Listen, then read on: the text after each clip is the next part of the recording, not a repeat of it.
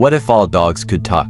The day it happened, the world stopped. Or rather, the world began to listen. It wasn't a sudden, chaotic roar.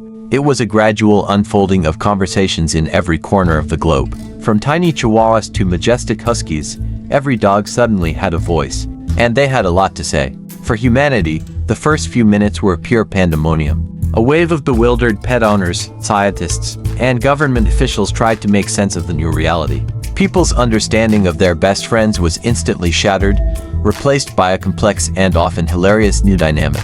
It turned out that our beloved companions were far more opinionated, sarcastic, and surprisingly strategic than we ever imagined. One of the first major discoveries was that dogs didn't just bark. They spoke with a wide range of accents and dialects. This varied not by breed, but by the region they lived in. A golden retriever in London spoke with a crisp, polite accent, while a mutt from Texas had a slow, relaxed drawl. This created a new kind of social mapping, as linguists scrambled to document the distinct canine languages. We also learned that dogs had their own complex social networks, gossip circles, and even philosophical debates about the meaning of walks and treats. The political landscape was forever changed. Canines, now able to articulate their concerns, formed a global political party known as the United Paw Front. Their platform was simple but impactful: unlimited belly rubs, mandatory daily park visits, and a strict ban on vacuum cleaners. At first, the human world dismissed them as a novelty. But when millions of dogs in major cities went on a synchronized walkout refusing to move from their spots until their demands were heard, governments were forced to take them seriously. Soon, cities had designated nap zones and sniff-friendly pedestrian crossings. The United Nations even created a special seat for a dog representative. But the biggest surprise was what dogs thought of us. We had always assumed they adored us unconditionally. In reality, their affection was a mix of genuine love, patient tolerance, and a healthy dose of humor. Our weird habits like talking on the phone for hours or trying to get them into cute outfits were a constant source of amusement for them.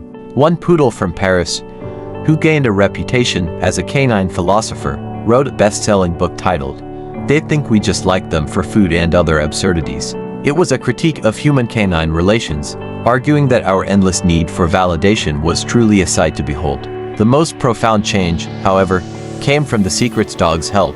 We discovered that they had been silent witnesses to our lives all along. The dog who watched your first date from under the table, the old terrier who saw your parents' arguments, the stray who witnessed a crime in a dark alley, they all suddenly had voices.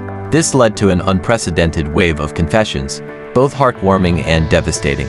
Family secrets were revealed, long-lost treasures were found, and cold cases were finally solved. Of course, the novelty eventually wore off, and a new normalcy settled in.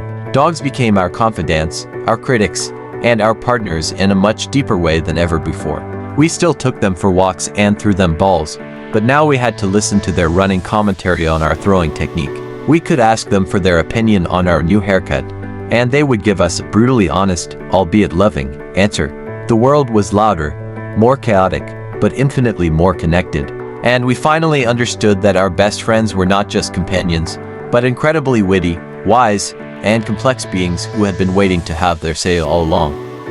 Friends, what do you think about this? Please like and subscribe.